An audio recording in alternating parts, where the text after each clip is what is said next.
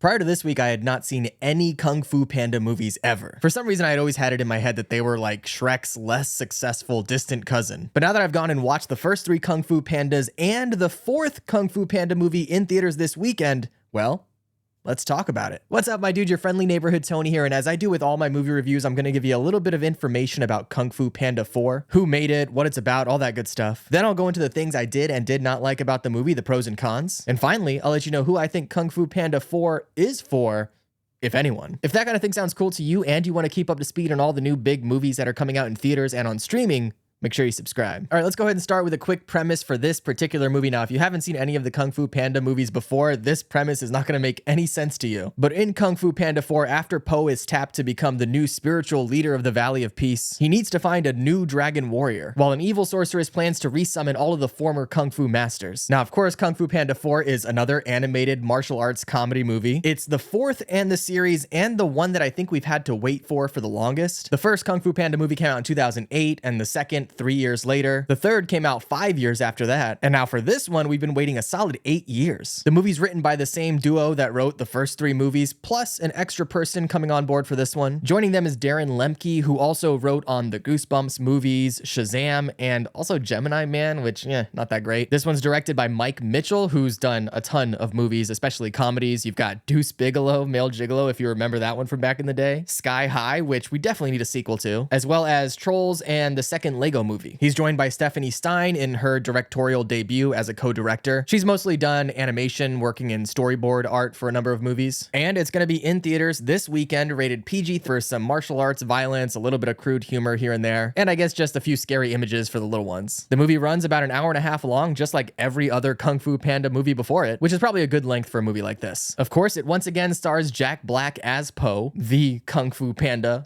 / Dragon Warrior. Dustin Hoffman returns as Master Shifu, which Shifu is Chinese for master, so I guess his name is Master Master? I wonder how that one translates over in China. This time you've got Viola Davis joining as the chameleon, who is the main villain of the story, as well as Awkwafina, who plays Zhen, who is a thieving fox, and a bunch of other side characters and famous actors and actresses that you're definitely going to recognize as you're watching the movie. This is one of those where it's a lot of fun to be spotting a random actor in a role that you recognize from some other movie. All right, so before we get into the pros and cons, let me give you a bit of my expectations going into this, so that way you know where I'm coming from. So as I said, I had not watched any of the Kung Fu Panda movies prior to earlier this week. I then went and marathon through the first 3, so that way I could be up to speed for the 4th one. And before watching them, to me, they really just seemed like some harmless, fun kids movies. And I guess maybe I was just in the wrong generation that I didn't watch them when they first came out. But then after watching the first 3 movies, I had a pretty good time. I definitely prefer the first one. I think that's the best of the trilogy. But after watching all 3, I found myself wanting to spend more time with the characters. Yeah, they're all kind of silly caricatures of themselves, but they're interesting and they're fun, and it's just enjoyable being in that world. So I would say after that, I was definitely looking forward to seeing the newest one, part 4. But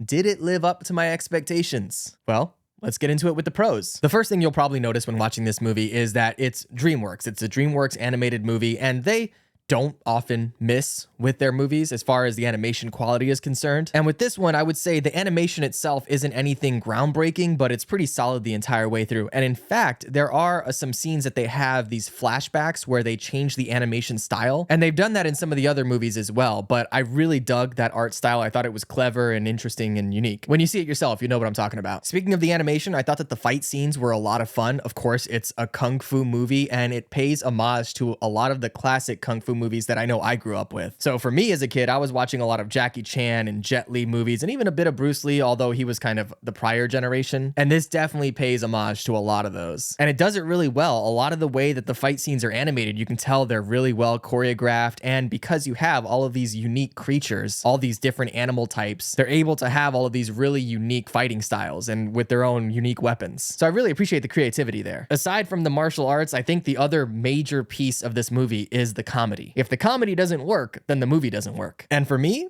it really worked. You know, it is simple. It is aimed primarily at kids. And I'm not going to pretend that I'm some highbrow, fancy, stuck-up critic who doesn't laugh at dumb jokes. I mean, there was, and I'm not joking, there was a fart joke in this movie. And I know what you're saying, a fart joke, oh my gosh, so lowbrow. Everyone in the audience busted out laughing at this joke, including me. So whatever that says about me, I'll take it. The fact of the matter is the comedy works. Jack Black is, of course, hilarious. We all love Jack Black, and the writers know what they're doing. Speaking of Jack Black, once again, he's super fun to just watch do his thing in this movie, and him alongside with a lot of the supporting cast, they're just really enjoyable to be around. So you want to revisit them and you want to spend time in this world, and I didn't regret it at all. There's a whole kind of side mission, and you spend a lot of time with Poe's two dads, and they are perfect together. They're this really fun and lovable odd couple that work so well off of each other. Honestly, some of my favorite scenes in the movie were just with them two, and they're just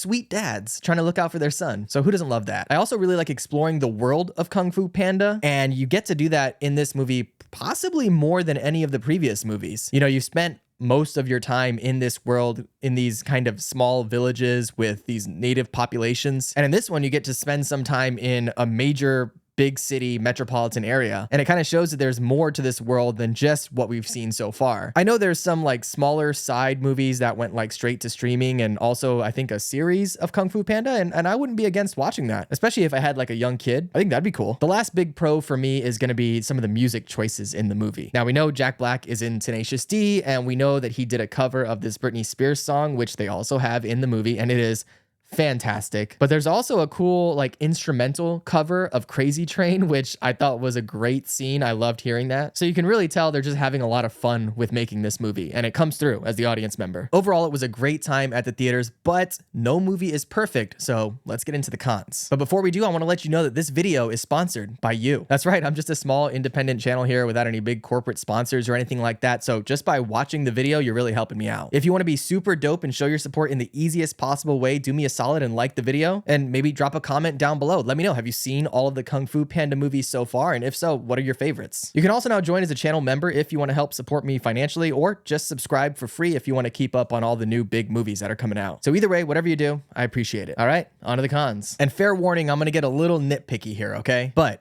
with a lot of the great DreamWorks movies or Pixar movies or Disney animated movies, a big part of why they become legendary, why they stick around for so long, is because they're what's called 4-quadrant films, which basically means that they're targeted at people of all ages and all genders. And with Kung Fu Panda 4, if I have to say a criticism, it would be that this isn't necessarily targeted at adults, unless of course you grew up with these movies and you're just a diehard fan to begin with. But these movies are specifically aimed at young kids. And again, that's not to say that these aren't movies that adults can enjoy. I enjoyed it. I had a good time, and I didn't grow up with Kung Fu Panda at all. But you can definitely tell by the way that they're written, it's for kids. And because of that, the movie is super formulaic. It's pretty paint by numbers as far as the story is concerned. Nothing happens that's really going to surprise you. So just know that going into it. This isn't Schindler's List or The Shawshank Redemption or anything like that. It's a kid's movie about a panda that does martial arts. Now, my biggest issue with the movie, though, that's just kind of like a small thing that isn't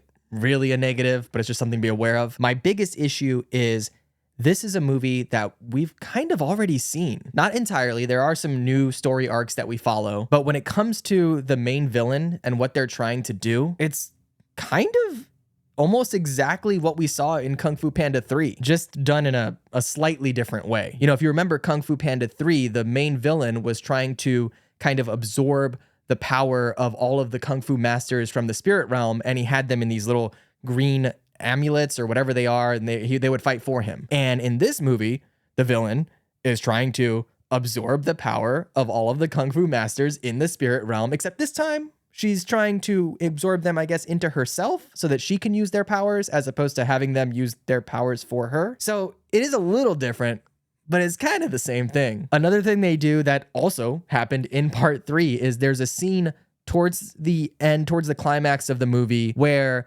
some of the characters are going to try to fight the big bad guy, as you do. And they have a line where they talk about, how are we going to go up against her? She has an army. And then they say something to the effect of, well, we'll just have to build an army ourselves. And that exact same line, I think not exactly the same, but pretty much that same line is in the third movie. So the villain is trying to do almost the same thing.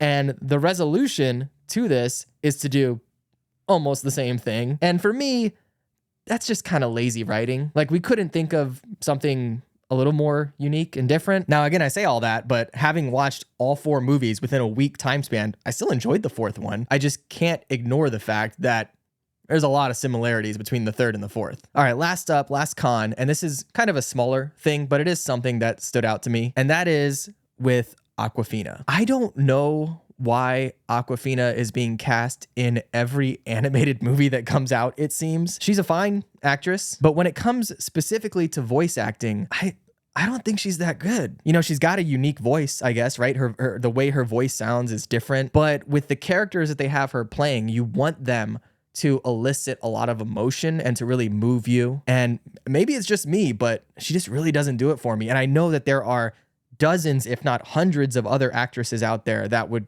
absolutely crush this role. So I don't know. I don't know why she keeps getting these roles, but this is another one that doesn't work for me. All right, so you've seen all my pros and cons. Who do I think Kung Fu Panda 4 is for? I think it's pretty straightforward. I mean, this movie is made for younger kids or people that are diehard fans of the series. You know, I have these little criticisms here and there, but ultimately those aren't going to matter to the target audience at all. If you've enjoyed Kung Fu Panda, if you have a young kid, or if you grew up with the series, you're going to have a good time here. But if you're not necessarily a big fan of Kung Fu Panda, or if you're like me and you had never really seen the movies, I don't think this is the one that's going to turn you on to the series. I say go back and watch the first one for sure, because that movie is great. But this one is kind of, you know, middling with some of the sequels to the movie. And for that, I'd probably just wait for it to come out on streaming. But of course, this is all just my personal opinion. If you think Kung Fu Panda 4 is something that you want to check out, absolutely go watch it in theaters this weekend. If you've seen it already, let me know what you think in the comments below. And of course, if you want to keep up on all the new big movies that are coming out in theaters and on streaming, make sure you subscribe. All right, my dude, I'll catch you in the next one. Be good.